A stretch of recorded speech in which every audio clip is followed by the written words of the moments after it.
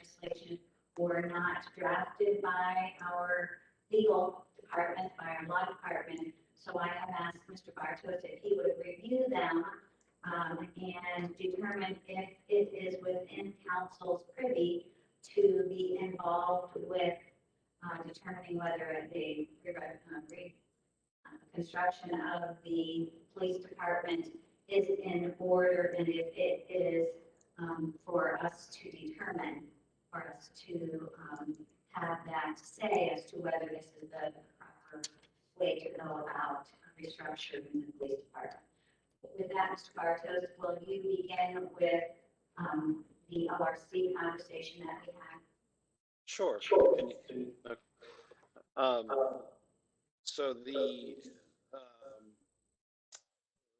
provision we discussed was under the public safety section, which defines both the police and the fire departments, and also the duties of the director of public safety, the chiefs and of the police and the fire department. But it does state that for both the police and the fire departments, that the legislative authority will provide by ordinance for the officers of both the police and the fire departments. And I did also have our own codified ordinances provide this, essentially mirror that as well, in section 140 or chapter 149, the police department section.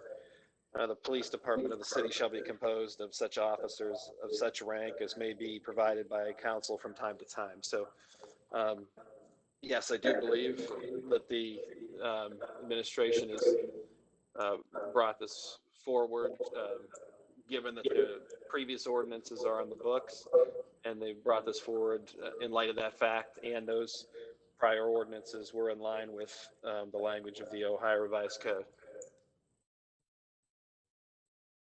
Okay, thank you. So that clearly determines that we as council are responsible for implementing a structure under the codified ordinances that we currently have, and if there is any change going forward, that council would need to be involved with that determination. Now, I guess I'll go at this point, because I know I'm going to go to questions from both of my committee members as well. But I will also ask about the second piece of legislation that's being requested regarding the MOU. Is an MOU needed if council needs to have the first piece of legislation either changed or remain the same? Is it necessary to have an MOU, a second piece of legislation, as part of the request as well? Is that a question? Yes, that is the question. I'm sorry, I'm having trouble hearing. And I'm just asking. Yeah, that's okay. Yeah. Approve the MOU with that. Sure. If there's any change, do we also need to have a request for an approval of an MOU as well? Yeah. Without seeing the MOU, I can't say one way or the other. I know Director Sylvester's on, and I did speak to her some about this, and so maybe, if she wanted to discuss it more, maybe she could, but I can't say one way or another if it's necessary or not. But for the purposes of amending the ordinance itself, you have the one piece of legislation. As far as the purpose of the MOU, I think that perhaps Director Sylvester might be able to give you a better understanding of what the administration was thinking there. Mrs. Sylvester, are you on the line?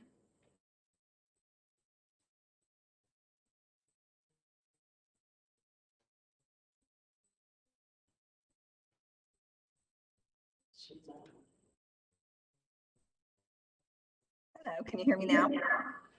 Yes, we're able to hear you.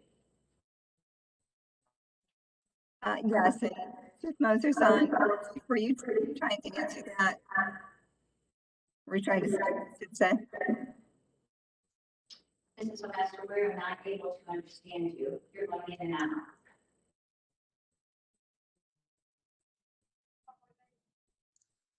Maybe I can answer that for the director, if I may. This is Chief Moser. Oh, okay, yes, please. All right, the purpose of the MOU is to incorporate some changes that we needed to have, uh, changes that our current contract language, which are somewhat incompatible with the reorganization. And we've been meeting with the gold unit for, probably 2 years now, to work on what would be an acceptable MOU to make these changes so that we could accomplish this. And it just goes into some things like the timeline for, when uh, certain positions will be promoted, how the attrition will be done, and some basic things like this, uh, roll call, shift setup, those kind of things. Fairly minor, but it would cause problems if we didn't have those things in place going forward. Okay, so it's been determined that council has the responsibility, if there is a change to the restructuring of the police department, that we make that determination under a piece of legislation. And in conjunction with that piece of legislation, an MOU is required or requested. I'm not sure if the legal department indicated required, but if so, we should actually, if we're approving an MOU, shouldn't we have the actual memorandum of understanding to review as part of this request for legislation? The MOU should have been sent with the request. I'm sorry, you have a copy of the MOU? I don't have a copy of the MOU. I have a one-page police and fire request for legislation that says an ordinance authorizing the mayor of the city of Massillon to enter into a memorandum of understanding with the Massillon FOP, Members of the Lodge Police Officers Association Gold Unit, the purpose of which is to establish the manner of the reorganization of supervisory ranks within the police department and an emergency. So I have never received a copy of the memorandum of understanding. It is not with the original request for legislation either. I still have the original. And I received this on March 5th. Okay, so I do not have a copy of that.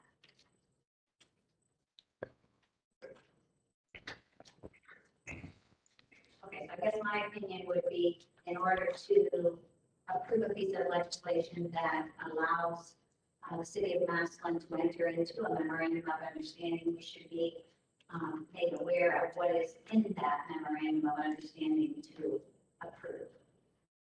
That being said, those are just my opinions of both of these requests for legislation. I know that Mr. Lombardi and Mr. Fair are also on police and fire, so I would like to request if there are any questions regarding the two pieces of legislation that are up for our committee's review.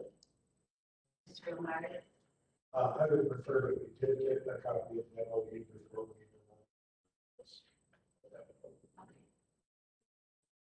Mr. Fair? I guess the heavy question, I would understand that the administration also has or should have some input as they do the contract negotiation. Are they in favor? Are they ambiguous? Or don't want this change? Who would you like to ask that question to? Well, the director is probably the one that has the most contact. But in the administration there, the state of Sarasburg would be great. The mayor's joined us as of yet. Mrs. Sylvester, would you be able to answer that question for Mr. Fair? Yes, can you just repeat it again? It's a little bit muffled from our end. Mrs. Sylvester, I'm sorry, but we are not able to understand you. Okay, yeah, and I'm having trouble understanding you, all of you as well. Can you answer that question at this point? We might be able to hear you this time. Let me see if I have the question correct. Is he asking, is the administration in agreement with the MOU and the change or the reorganization? Paper. Yes. Yes. If that's your question, Mr. Barrett. Can you repeat your question for Mrs. Sylvester? Yes, I wanted to know if the administration was in favor of this change. Yes, we are. Thank you. Are there any other questions from the committee members? I'll just make one more comment on the initial piece of legislation that indicates that there is a request for a change of the reorganization of the supervisory ranks for the police department. Once I had a conversation with Mr. Bartos, and it was determined and legally that council has the responsibility for either keeping things the way they are or passing legislation to change them. I know that I don't feel equipped with the knowledge of the police department to be able to make that determination. If it's our responsibility to change it, if we need to change it, then we need to have more information in order to be able to determine, is this something that is appropriate? Is it something that is necessary? Is it something that is going to be better for our police department? So my thought, and I think I mentioned it briefly before, is if we were able to allocate some funds, and I know we still have carryover funds, to be able to hire a consultant, to be able to do an assessment of our police department and bring that knowledge to us so that we are equipped with an unbiased third party and an expert in the field, because I know I'm not an expert in restructuring a police department. And no offense to the chief, but I've spoken with him this week as well. I do think that there's always more than one way to accomplish something, so we don't know what we don't know. If there is a better way to do this than what is being proposed, at this point, I don't feel we have the information necessary in order to make that determination. And that's just my opinion. With that, I'll open it up to other council members. If there's any questions, concerns, or comments that you'd like to make, please indicate them now. Mrs. Kramer? Thank you, Mrs. Lemon. I would have had a couple questions for the chief, just because it's been a while since we discussed this. Can you please tell me currently the number of so-called, I want to make sure I use the correct term, the number of administrative staff and the number of patrol officers that you currently have?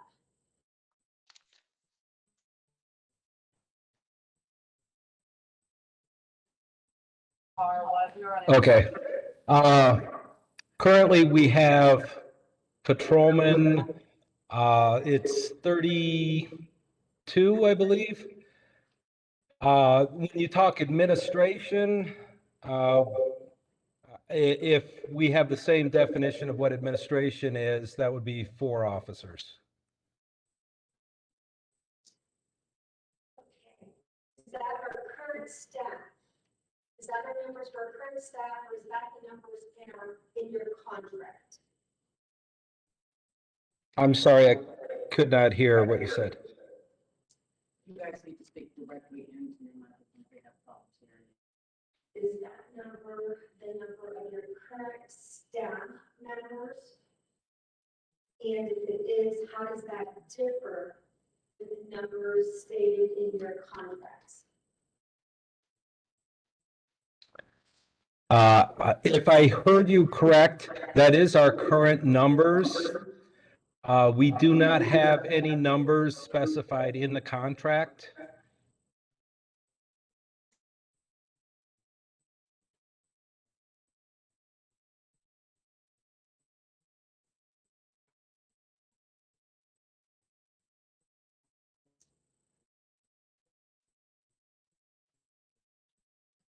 Mrs. Greener, are you finished? You know, I was just thinking when that contract was discussed, when the contract was discussed, you know, years back, when it was brought before us, I thought there were specific numbers. And I don't know why I'm thinking like 44 or 46 officers in the contract. And that's what I'm trying to get a handle on. What is our current staffing versus what is our numbers in our contracts? And, you know, just get a better understanding of where we're at and where we should be if we're not there currently today. Thank you. I did also want to mention, Mrs. Creamer, that as part of the request of legislation, there is attached an ordinance that is 25-2015, indicated amended, and it does state in that ordinance, and I'll read section 2, in order to reduce overtime costs and provide increased public safety, the council of the City of Massillon determines that within 18 months of passing this ordinance, that a minimum total of 44 officers will be on the police force. That maybe is where the 44 is that you're thinking of. And Chief, I will ask for you to confirm, we do not have 44 officers on staff as of this point. Is that correct? We have 45 officers, but that includes patrol officers, sergeants, lieutenants, captains, and chief. So we have 45. Mr. Garrett, I did see you had a question as well. Yes, thank you. I was just going to try to clarify the same thing. I think most of the time we've been hearing the term blue and gold. So the patrolmen, I believe, are the only ones in the blue. And the goal is everybody that's promoted. So that would somehow, I guess, Chief, you would fill those numbers in between the blue and the gold. Maybe that would clarify a little bit.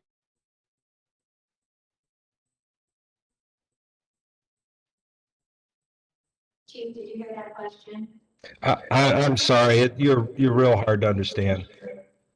His question was how many are gold and how many are blue? We currently have 13 gold, so that would leave 32 blue.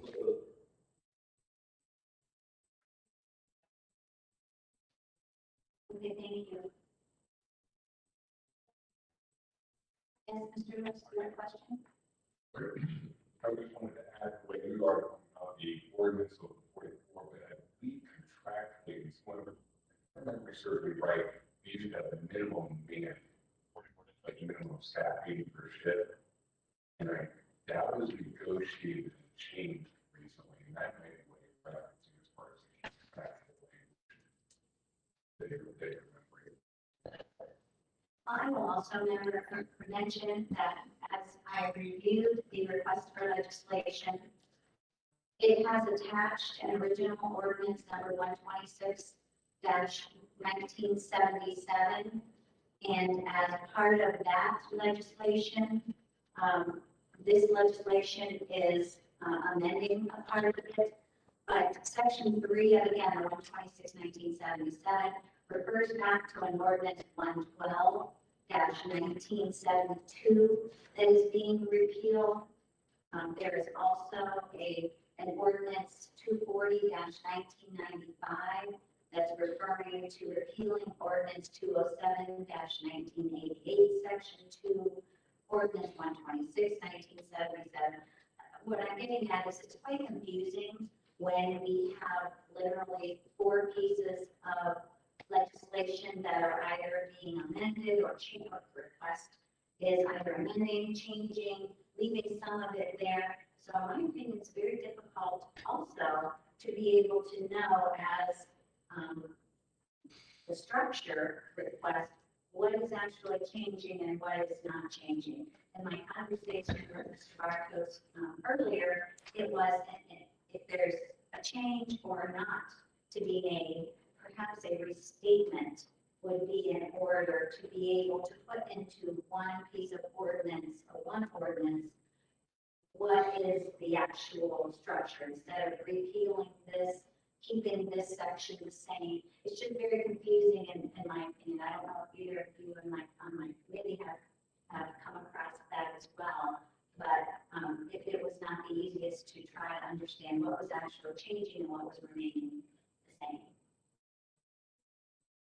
Are there any other questions or, yes, Mr. Barrett? I haven't even had all that. Okay, so maybe Diane could provide you with the request for legislation that's dated March 1st, 2021. It has as attachments to it ordinance 126-1977, amended ordinance 25-2015, and ordinance 240-1995. That should have been out of the original packet. When I said it out. So again, I guess I'm in my conversation with the chief as well. I don't know if I approve or if I don't approve, because I don't really have enough information to make that determination. So at this point, I don't know how the other committee members feel, but I would ask that we maybe put this on hold until we receive the further information that's requested. Mr. Lombardi requested a copy of the MOU as well as myself. And if Mr. Barrett could possibly get the other ordinances so he could review them in more detail as well. And then, Mr. Bartos, I would ask that if it's something that we choose to go forward with, perhaps you could walk us through what actually the four ordinances are telling us. What is being repealed, what is staying with the request for legislation. I wouldn't ask that now, we're at 6:30, we need to move on to our work session. But once we get, the committee gets the copies that are necessary to review, we can certainly convene again and see if we could have another committee meeting. Would that be appropriate? Mr. Lombardi? I would agree to that. I think we should probably take this until we get all the information here. That's scheduled. Probably an hour committee meeting. So there's no problem. Agreed. Mr. Barrett, are you comfortable with that, or would you like? I'm definitely comfortable. I'm sorry, I didn't catch the original transmission of dates. Was one out this year or last year? It was this year. It was, Dated March 1st of 2021. So that was not heard. I'm sorry. That's when you sent it or when we got I have to go back and reprint it for That you. was the first work session. But it went out in the Request. first. Okay, I don't want to run too much further over 6:30, so. if But we- we're just starting, and I'll recall right back to you, that way you can back up in that. Okay. All right, you ready then? Now I gotta stop this recording. Now we're ready for our work session.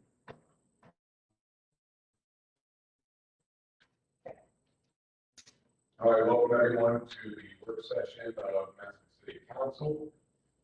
Diane, could you please see which public officials are in attendance?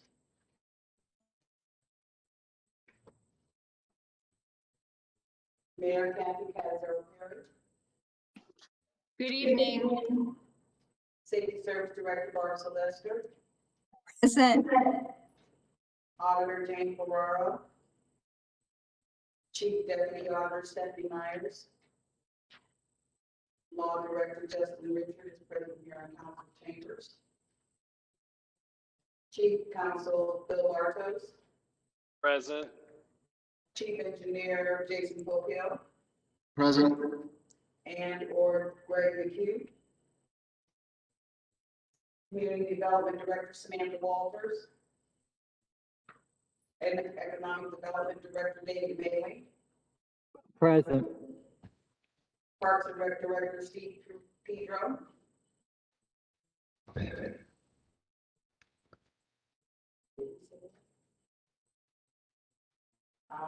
Let's see. Police Chief Mosher, are you still on the call? Present. Fire Chief Matthew Heck. Income Tax Fund Director Lori Tapkees-Moran. And is there any, okay, I see Greg's here. Anyone else here from administration that I did not call? Okay, that's it, Mr. Lewis. Thank you. Can you please check with all council members here, please? Yes, sir. Freeman. Present. Greg. Here. Fontaine. Lewis. Present. Littman. Here. Lombardi. Present. Sleuths. Here. Sterrett. Here. Barrett. Present. And Iceman. She's on, I see her. So that's a roll call of 9 present. All right. Well, we're going to go right back. Please fire here in just a moment. Anyone else? Madam Mayor, when I'm speaking, is it any clearer?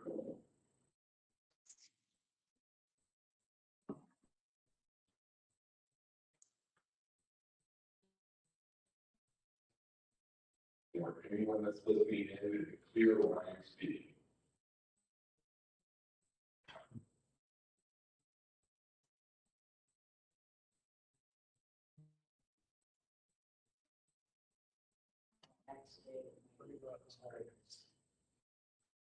I'm only asking because I've got a couple of texts saying that you're completely inaudible. I'm wondering if it's, are we close enough to the microphone? Councilman Lewis, are you asking if we can hear you? Yes. Can you hear Yeah, us? okay. Clear? Yes, I can hear you. This is Bill Bartos. Thank you. And if you all speak into your microphone, it'll be easier to hear. It's a little muffled for me. All right, I thank you. couldn't hear you say, can you hear me? Thank you. That's what I wanted to verify. So yes, we're going to have to be right at the top of our necks to make sure that everyone understands here. That, Ms. Lippin, if you have any other business for your committee. I just wanted to reiterate that it's a determined by the fire committee that all members do not have all of the necessary documentation in order to determine if this is something that we are prepared to put on an agenda. So at this point, we've had a request for a copy of the memorandum of understanding that would be attached or should be attached to the request to approve a memorandum of understanding. And then we need to make sure that all council members have as part of the request for the restructuring of the police department, all of the prior ordinances that were sent on March 1st as part of that request for legislation. At that point, once everything is reviewed again, the committee will determine if it's something that we want to have another committee member or committee meeting for further discussion. Thank you. Thank you. Community development. Thank you, Mr. Lewis. I just have 2 pending ordinances. The first is a rezoning of the old Kmart property. That will be up for 3rd reading on Monday, and I will table that until the June 7th public hearing at 6 p.m. And then it will be up for vote on June 7th. Any questions on that? The next one I have is the rezoning for the parcel along 1st Street, or 1722. That is for the RV and boat rezoning, possibly storage for that. That is up for 2nd reading. We'll need to set a public hearing for that as well, Diane. I'm looking at June, possibly 21st for a public hearing. June 21st, yeah, we'll just do it right after. We have to 30 days. I thought we were doing the both of them together. Can we do both of them together? Did you schedule? Oh, I've already sent it to the other line. The both of them. That's all I got. And I read that 1722U. Yes, you were correct. It is 83. I apologize. Okay, that's all I got. Thank you. Thank you, Sarah. Environmental, Mr. Hurricane is unable to be in attendance tonight. He does apologize for the family commitment that interfered. So he has asked that I go ahead and work through the request that we have in environmental. The request we have is please prepare an ordinance to approve new specification requirements for abandoning existing sewer laterals to rescind ordinance number 2016 and enact the attached new ordinance specification for installing and abandoning building sewers. This does not have emergency language in it. Who do we have? It looks like maybe Mr. Keel. Do you want to speak to this? Yeah, I'm here. Sorry, I'll do my best to explain this. I can barely hear you guys. But what we did is we made some changes at the end of the ordinance. If you haven't in front of you, we added section I and J, which requires contractors basically to camera the line before abandonment. That was not in the ordinance previous to this. I think we had an issue where contractors would abandon a main that actually had another lateral tying into it. So this is just updating our ordinance to the new standard where, you know, we are more involved with abandonment. So the contractors required now to camera the line for us, submit the video to the engineering department for review prior to actually abandoning a sewer lateral. I hope you're able to hear me well.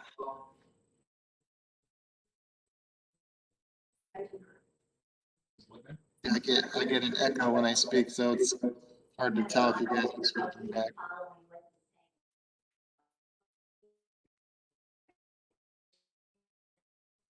What I'm saying, what Mr. Brook said is that they are adding section 5.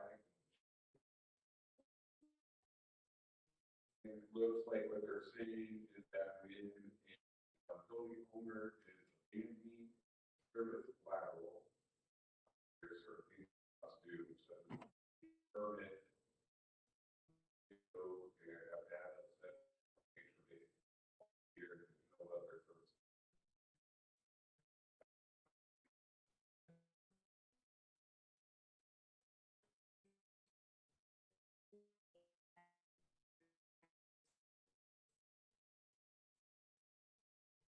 Phil, did my, if you understand me, is my summary accurate?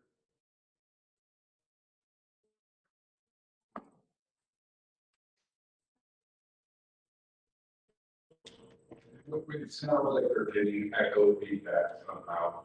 Could we possibly make a request to, if there is legislation that needs to have either an administrative member or the engineer, that we actually have them in council chambers to be able to hear them there? I mean, not too many, but those that might be able to help us understand or request for legislation? Is that a possibility? We made that request. That's all I can say on that regard. There seems to be hesitation due to numbers within the chamber. That's Jason speak again. Mr. McGill, can you restate your summary of this ordinance? Yeah, this is, we updated the ordinance to require a contract when a sewer lateral is being abandoned, a sanitary sewer lateral, that they now have to televise the lateral that is going to be abandoned, submit that to the engineering department for review, so we can determine, you know, make sure that there are no blind connections or anything. And then we can also inform the contractor the correct way to abandon it. Our audience that will hopefully correct our issues. Okay, Jason, would you try to speak again, please? Can you hear me now? Yes. Okay. Okay. Let me start. I'm trying to mute you guys. All right. All right, so can you hear me? Yes. Okay, the purpose of this ordinance is to require contractors when they want to remove a sanitary sewer lateral, that they have to televise the lateral and submit it to the engineering department for review. That way we can look at the condition of it, determine if there's any black connections, and then direct the contractor the best way to abandon it. Previously, they were just capping the lateral at the right of way. Could be issues with blind connections upstream or poor construction, and it would cause failure on the road to collapse in it. There are several issues, so this clarifies the process for the contractors now. They have to TV it and send it in, and we can review it and tell them the correct way to abandon it. We have more control of what's going on.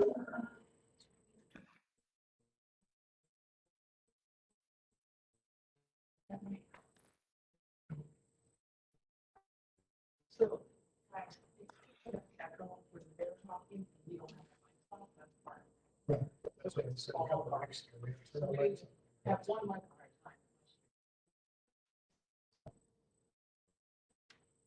a time. Are there any other questions? Mr. Barrett? Thank you, Mr. Lewis. The question of the video, this is something new. Who will bear the expense of that? And I guess I can basically understand why you want to do it. You want to make sure that the remaining pipe is intact and good shape. But how much would that cost, and who bears that cost? Thank you.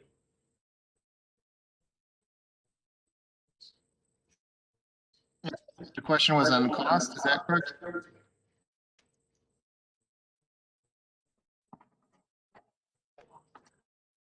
Yeah, wanted to know what the video procedure would cost and who pays for it.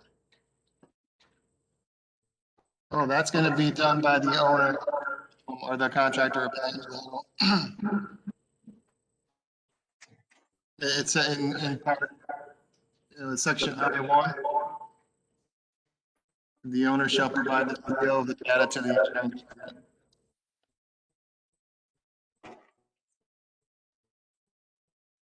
Do you have any idea what it would normally cost, maybe ballpark? Probably a couple $100 to get a truck out there to set the camera down.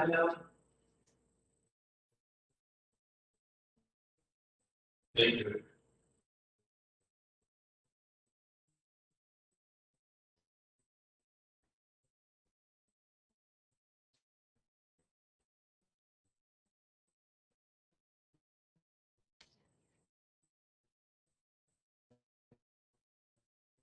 Any other questions?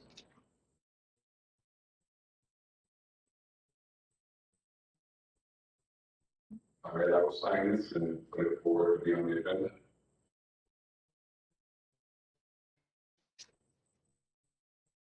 Health, welfare? I have nothing to see. Parks and recreation? I have nothing, but I will also do it for the.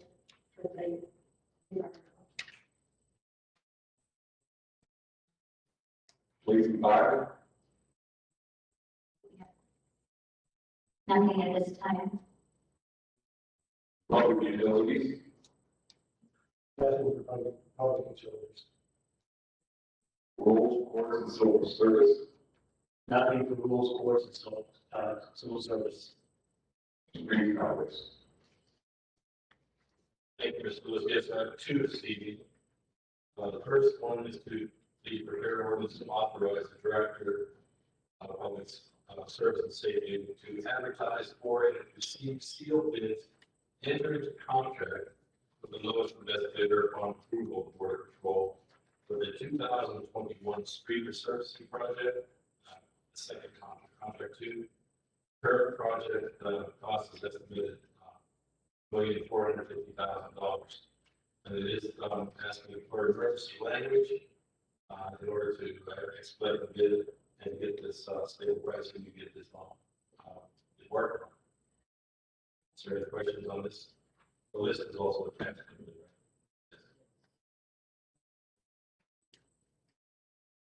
So, I just wanted to confirm that the funds that would be used to pay for these particular streets would be from the street levy fund. Is that correct?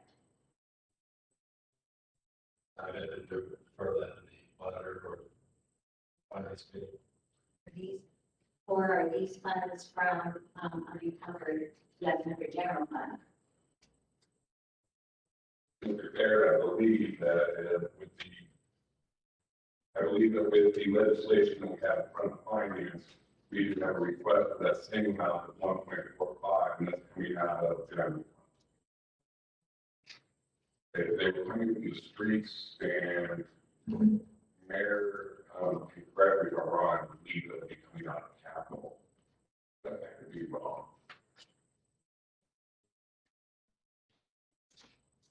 Could we have a determination on that? These are general fund dollars, so we're using additional carryover dollars. Is that correct? That is correct. We're using carryover dollars. We have leftover from our carryover. And council, you all know that we're getting $16 million. We're getting guidance on that, on how and when and what we're allowed to spend that on. And we'll be bringing an entire, I want to call it I'm creating pillars of importance, and we'll be bringing that to council members. But this is coming from our carryover, and we're lucky to have that carryover and be able to spend it on our roads. Did you say we're getting $16 million? $15 million? Madam Mayor, can you expand on that $16 million comment? Oh, sure. The federal government, from the American Recovery Act or Rescue Act, I don't have it in front of me, but it's from the federal government. All cities are getting these dollars. They did not include townships, but we are also getting strict guidelines for those dollars. And we're going to be creating pillars to be able to bring to council on what we're going to spend that money on with your approval. So this is a great time for the city of Massillon. It's probably going to be once in a century that we'll get these dollars. So we want to spend them wisely. So it's not necessarily $16 million for streets then? We'll be getting half of it this year and then half of the rest of it next year. But it's not for streets, it's for other purposes. We actually, Lori's on a call right now. The guidelines came through today. And so we're going to, she's on the call, but we're anticipating understanding those guidelines this week. And then we'll be putting together a package, as I said, pillars of priority, and then we'll be bringing those to you. So I can't really define the use of those at this point. I know transportation was a topic. I know broadband was a topic. We're hoping, I know parks, some mayors mentioned they were going to use some in parks. So we'll be bringing our pillars of what we find as a priority for the city of Massillon as soon as we understand the guidelines.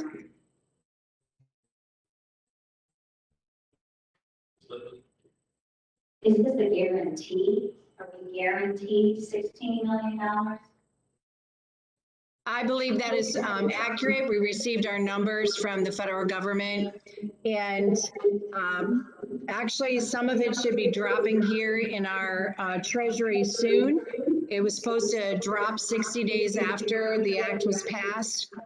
And again, we have to spend it according to the guidelines that we are just getting that information today.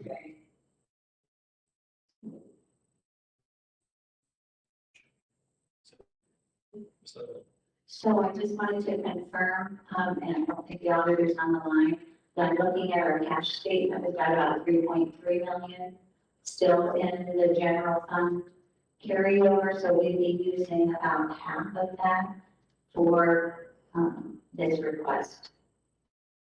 Is that, I guess I'm asking for confirmation of that. That's correct, but that is only, Mrs. Lippman, that is only for up to May. And if you look at my report, we are ahead in our income tax. And again, I don't have that in front of me today. And Lori's on another call to speak to that, but we are up in our income tax at this point. Okay, thank you.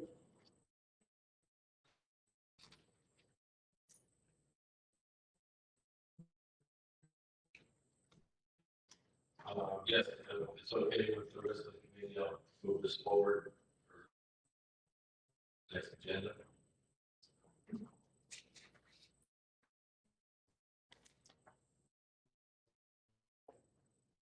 Yes. So I got my verbal and Jim.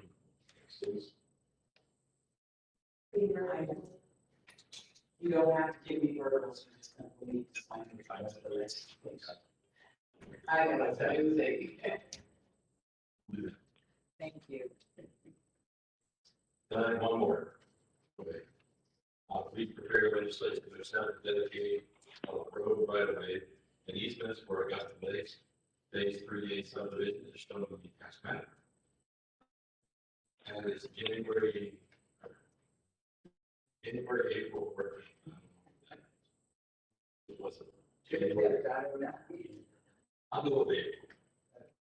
14th meeting, the city planning commission approved plat and subdivision requesting roads dedication of 22.94 acres, roadways including expansion of Championship Circle Southeast and New Street, Founders Circle Southeast, and Amen Corners. Additional 29 platted lots in the subdivision in the areas currently zoned RM1 multi-family residential. There is no request for emergency language. All the maps right here shows you how lots will be divided. Anything further from the- Any from council? That's all I have. All right, thank you. Now, the finance, first piece we have is please appropriate, we have appropriate balance of the 1100 general fund, street resurfacing, $1.45 million. As previously stated, that does take our current unencumbered in general fund down to about 1.9 million. I do want to add, the mayor referenced, the strength that our city is performing economically right now. We have a meeting with Lori out of EB4 on here within the next week or so to discuss our current collections and positions on revenue. I also believe that the county right now is good is with the tax day moved to May 17th, I believe. So we're still receiving some of our filings. So we're gonna, get a good picture of where we are standing. The plan would be to probably here in the next couple of weeks or so have Lori come in and also present to council during the finance committee meeting to give an update to all of council where we stand. I also will be reaching out to Ms. Ferraro, the city auditor, to get her input as to what she's seen on her side as well.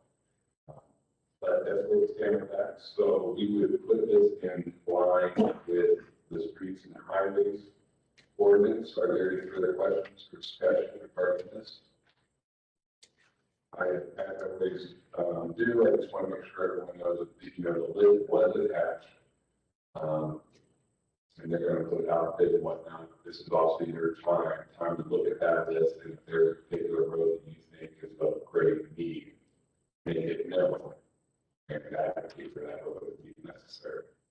But that's fine. From there. The next piece we have is we prepare warnings to appropriate $425,000 from the unappropriated balance. The market Place Infrastructure TIP. This is for the Whale Road Improvement Project. And it does have emergency language. This is established fund to settle the projected construction cost of the city portion. You also see that we have ordinances attached from 2015, 2020, and so forth. Madam Mayor, these ordinances attached just to show the precedence of using the TIP for road improvement projects. I'm sorry, Mr. Lewis, I couldn't understand you. The ordinances that you have attached to the request for the railroad improvement using marketplace infrastructure TIP, you have those attached to show the precedence that we've used in the past using this TIP. I'm sorry, I still can't understand you. It's really, really muffled for me and the administrative staff.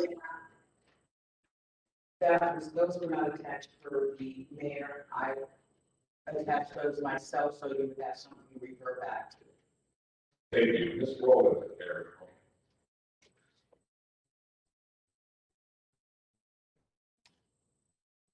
Does anyone have any questions regarding this? Ms. Fair. Mr. Lewis, just looking at these priorities, they both actually have to do with servicing projects, so I don't think they're just a reference to TIP. I think they're just referring back to the contract and what we have to pay in our cost. The downfall for the other project. Thank you. Ms. Greenberg. Just clarification, this $425,000, is this the first time you have taken funds from the marketplace for the Wheels project? No, it's not the first time we've taken marketplace TIP for that end of town. But I don't know about, I know there was a project in the Cherry Roch area that I believe used the marketplace TIP, but I don't know about Wheels project. I'm just kind of concerned with these funds for the marketplace being used. I know it's allowed to be used throughout the city, but just have a concern with using up all the funds in this TIP throughout the city. I know we're getting work done down near the marketplace on Fury Street this year, and we did name. I'm just concerned depleting this fund for areas throughout the city and not concentrating in that marketplace area, because the street there going to the marketplace is getting one addition, I believe. That, just for reference, that current fund had $905,960. You are correct.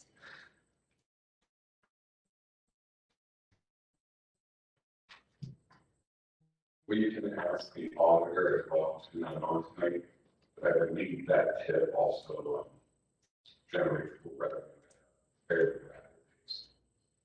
Because I know we've utilized it at least twice in the past 4 or 5 years.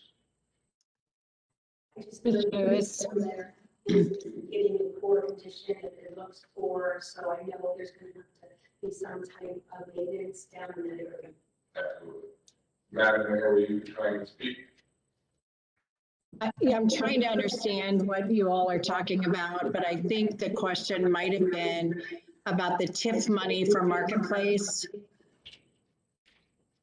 That TIF money will, I believe it ends 2023 or 2024. And those dollars have already been promised, some of them for the Wheels project. And it actually came in less than what we were expecting. So the money that engineers department has brought forward is about, I'm going to say 350 to 400,000 less than what we are expecting to spend on Wales Road.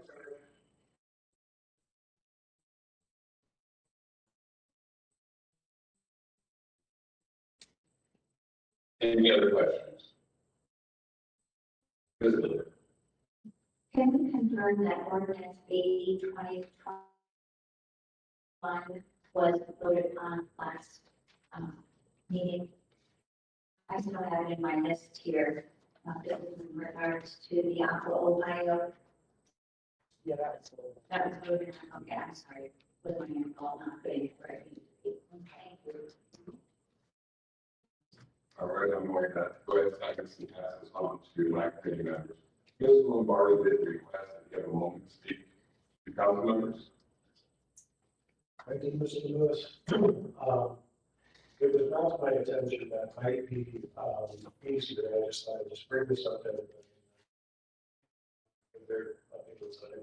But it might be easier if we bought a 65-inch screen to put here so we can see what's going on during the WebEx meeting, we can see who's talking, things of that nature, just like people around computers. Because we are kind of working blind right into what has actually anything to, kind of do with WebEx meeting.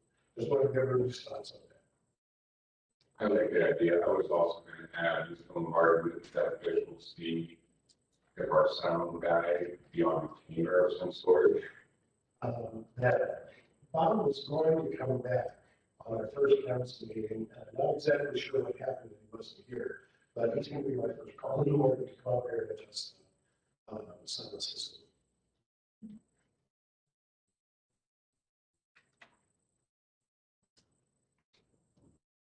I just wanted to see what everybody thought about it. We have a cost estimate, and it's there in our budget to cover it.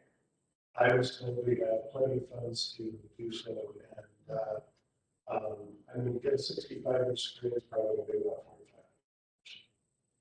It's just got plenty of the dedicated computer, so it's just an HDMI cable that we can use. You said 4 or 5, right? 4 to 5. 4 to 5. Yeah, 4 to 2. 400 to 500.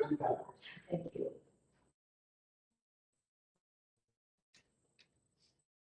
Is there anything else? My copier is coming tomorrow. Yeah. Well, with that said, we do want to open this up to public comment. If there's anyone in attendance that would like to address the council, now will be your opportunity to do so. Please state your name, address, and we will have 3 minutes to speak.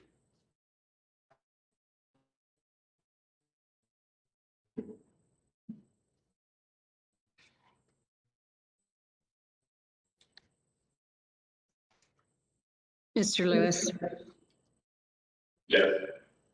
as a resident and as well as the mayor, I just wanted to thank all council members and all of our residents for supporting the income tax.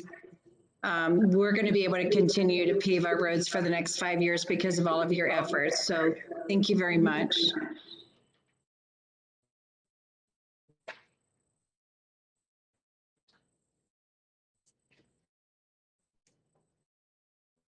All right, thank you. And meeting concluded.